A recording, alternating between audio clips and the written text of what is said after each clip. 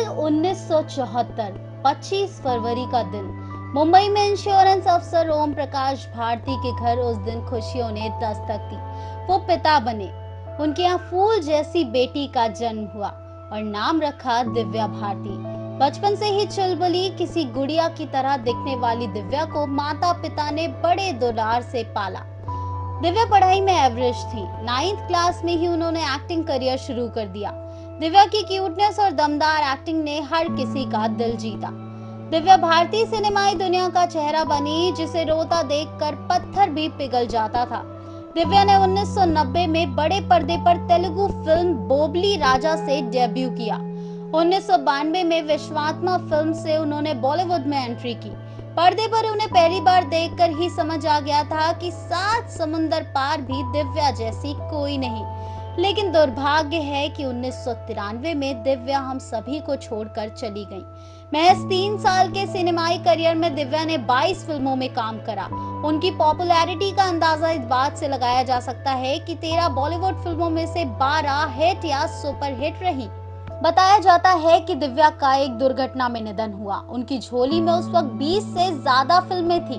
10 मई 1992 को film producer Sajid Nadiadwala से दिव्या की शादी हुई, लेकिन इसके 11 महीने बाद ही उनकी निधन की खबर ने कुछ सेकंड्स के लिए सभी को सदमे में डाल दिया। दिव्या भारती की निधन पर पुलिस की जांच खत्म हो चुकी है, लेकिन 5 अप्रैल 1993 के उस हादसे को कुछ लोग सुसाइड बोलते हैं तो कुछ लोग इसे मर्डर बताते हैं, जबकि ये साफ हो चुका है कि ये सिर्फ एक हादसा था। वो वर्सोवा अंधेरी वेस्ट मुंबई के तुलसी अपार्टमेंट की 5वीं मंजिल थी। अपार्टमेंट के लिविंग रूम की खिड़की से दिव्या 11:30 बजे रात को ग्राउंड फ्लोर पर गिरी। उन्हें आनन फानन में अस्पताल पहुंचाया गया, जहां उन्होंने दम तोड़ दिया। जांच की फैक्ट फाइल में ये बात दर्ज की गई कि शूट कैंसिल और अपार्टमेंट की डील पक्की करने के बाद दिव्या रिलैक्स करना चाहती थी। उन्होंने वर्सोवा वाले फ्लैट पर ड्रेस डिजाइनर नीता लुल्ला और हस्बैंड डॉक्टर श्याम लुल्ला से मिलने का फैसला किया। वर्सोवा के जिस फ्लैट में दिव्या रहती थी वे उनके नाम पर रजिस्टर्ड नहीं था। नीता और उनके हस्बैंड उस रात करीब 10 बजे दिव्या के फ्लैट पहुंचे। तीनों ने लिविंग रूम में ड्रिंक की और बातें कर रहे थे। घर में उस वक्त दिव्या की हाउसमेट अमृता भी थी। दिव्या, श्याम और नीता लिविंग रूम में बैठकर टीवी देख रहे थे। अमृता किचन में खाना बना रही थी।